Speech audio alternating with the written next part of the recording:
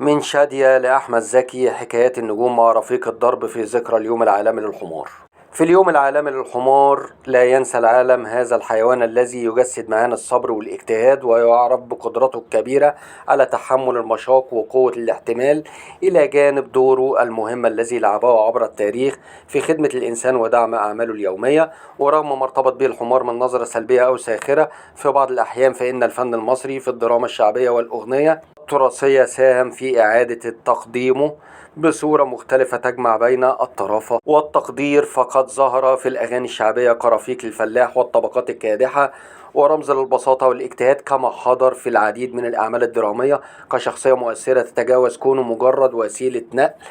ومن الأفلام الأبيض الأسود وصولا إلى المسرحيات الكوميدية، قدمت الشاشة المصرية الحمار في أدوار اتسمت بالوفاء وأحيانا بالفطنة غير المتوقعة، ليصبح جزءا ثابتا في الذاكرة البصرية والوجدانية لدى المصريين والعرب. تعد الفنانة شادية أول فنانة مصرية تقدم أغنية مخصصة للحمار، حيث أدت أغنية بعنوان شي يا حماري ضمن أحداث فيلم آمال سنة 1952، والأغنية من كلمات مأمون الشناوي وألحان محمود الشريف، وقد شكلت وقتها حالة فنية مميزة لتفتح الباب لاحقا أمام عدد من نجوم الفن الذين احتفلوا بالحمار وقدموا له أعمالا غنائية أو مشاهد فنية تعكس حضوره في الثقافة الشعبية. وتأتي كلمات الأغنية على النحو التالي: شي يا حماري حا يا حماري قلبي عليك من طول مشواري، لو لفيت الكون ميت لفة ملاقيش زيك يا مبروك،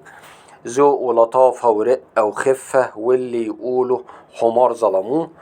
روح على الغيط وارجع على داري، شي يا حماري حا يا حماري قلبي عليك من طول مشواري، قلبك ابيض ماشي في حالك ما لقيت طيبتك في الانسان، يعجبني طبعك وخصالك تسوى عندي الف حصان، غالي عليه ولا اجداري ده يا حماري، شي يا حماري حا يا حماري قلبي عليك من طول مشواري، الزرع الاخضر حوالينا يتمايل على لحن خطاك، والنسمة بتمر علينا تنعش روحي وانا راكباك. في اليوم العالمي للحمار برزت أغنية بحبك يا حمار التي قدمها الفنان سعد الصغير سنة 2006 ضمن أحداث فيلم علي الطرب بالثلاثة من إخراج أحمد البدري وتأليف أحمد عبد الله، حيث جاءت الأغنية بطابع كوميدي شعبي يعكس حضور الحمار في الثقافة الفنية بصورة خفيفة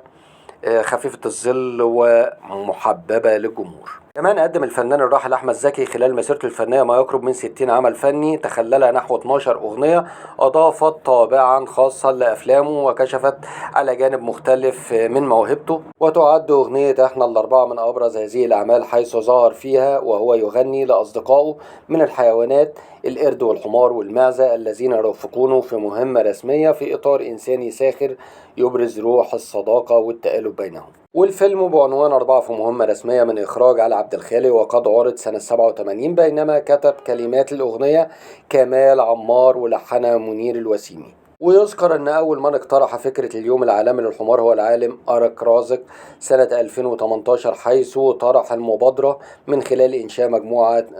نقاش عبر موقع فيسبوك تهتم بهذا الحيوان بهدف تسليط الضوء على دوره وأهميته في حياة الإنسان عبر التاريخ.